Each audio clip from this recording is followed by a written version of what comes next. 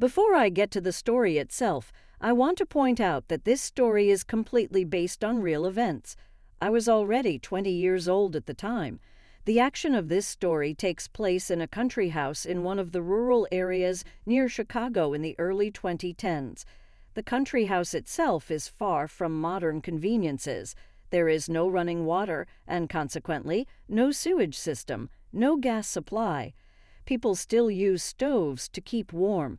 The only modern convenience is electricity.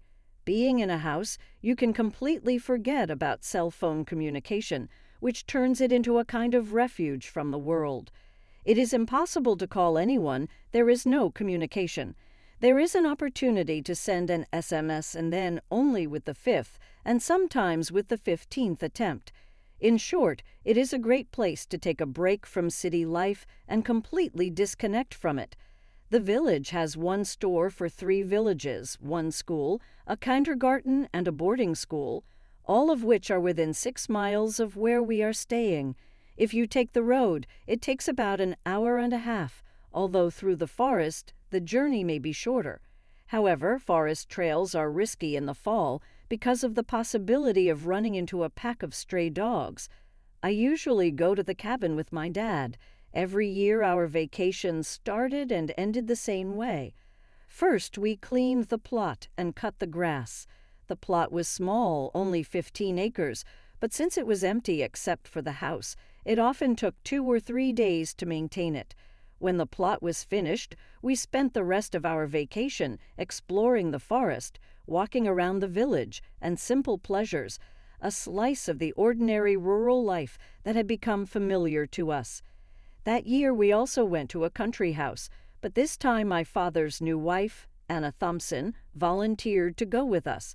I forgot to mention that my parents are divorced. I maintain a relationship with both my mother and father, with no hard feelings toward either of them. Anna was 2 years younger than my mother. She was 47 years old. Outwardly, she was slender, with slightly exotic facial features due to her swarthy skin and blue-black hair that cascaded down to her shoulder blades. For her age, she was remarkably well preserved. Her young skin was smooth, without wrinkles or veins, and her appearance was completely natural. Just as pleasant was her character, kind, judicious, cheerful, possessing the naive charm of a schoolgirl. From the moment we met, my relationship with her was neutral. Back to the plot. We got to a rural town, first by bus to the subway, then by subway to the station, then an hour and a half by train. From there we took a cab to the country house. The whole trip, including a stop at the market for food, took about 4 hours. Arriving at the place, we immediately got down to business. We ventilated the house, clearing out rooms that had been closed up for a year. While I unpacked, my father and Anna dumped the spoiled food out of the refrigerator. Then father went to the neighbors to get water. When everything was ready, we began to settle in, each of us taking our time to get used to the rural setting. However, the feeling of tranquility did not last long. The telephone rang. My father went outside to answer it and returned after a 30-minute conversation to say that he needed to get back to town right away. Apparently, a major client needed him to fulfill a large order. My father owns a printing business, so emergencies like this were not unusual. After a brief family meeting, we decided that Anna and I would stay in the house while he went into town for 3 days. By 5 o'clock in the evening, my father had packed his things, caught a cab, and left. After seeing him off, I went about my business. I fetched water for the shower and poured it into a large metal tank.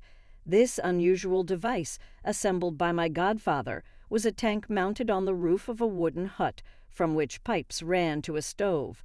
By lighting a wick and adjusting the flame, the water in the tank could be heated efficiently.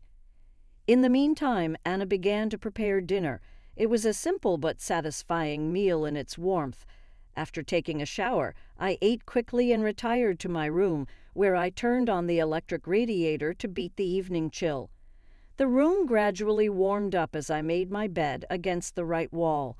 To my left was my father's disassembled sofa, and there were 3 more beds in the room, left over from when two families had lived here. The layout of the house included a kitchen, an enclosed terrace, a children's room, and the main large room where we would sleep. I grabbed my movie tablet and stretched out on the bed. Toward evening, it started to rain heavily, creating a steady rhythm outside. I noticed Anna moving around the house, closing doors and pulling curtains. She walked past me in her home clothes, a loose striped t-shirt paired with tight black leggings. She laid down on the couch, but soon began asking me about various topics, about school, my mom, my grandmother, and even my personal life. I answered honestly, dividing my attention between her questions and the movie on my tablet. After a while, her questions subsided and she moved closer, settling on the edge of my bed. Her palm rested on my leg, gently stroking it. I remained motionless, not knowing how to react. Eventually, she got up and left the room. The rain eased, and I decided to go outside for some fresh air. When I returned, I found Anna wrapped up in a plaid on the couch with her legs tucked under her. She beckoned me over to her, and I accepted. She began to talk about her relationship with my father, her tone calm but tinged with curiosity. Then her actions took an unexpected turn. Staring at me, she moved closer, her demeanor changing from subtle to defiant. Her hands reached for me, undoing the buttons on my clothes. I stood motionless, stunned by the situation. Finally, she whispered, "What are you waiting for?" At that moment, I made a choice. Although I was not the initiator, I gave my consent, and the evening progressed with a strange mixture of intimacy and tension. The rain outside the window created a natural symphony, and the creaking of the bed added its notes to the night's melody. Afterward, I wanted some air, so I went outside, bringing a can of juice with me. A minute later, Anna joined me. Standing under a clear sky, we came to an agreement. I would keep everything a secret from my father, and she would pay attention to me when circumstances permitted. It seemed a fair deal, and I accepted it, taking the weight of the night's events with me into the quiet of the countryside.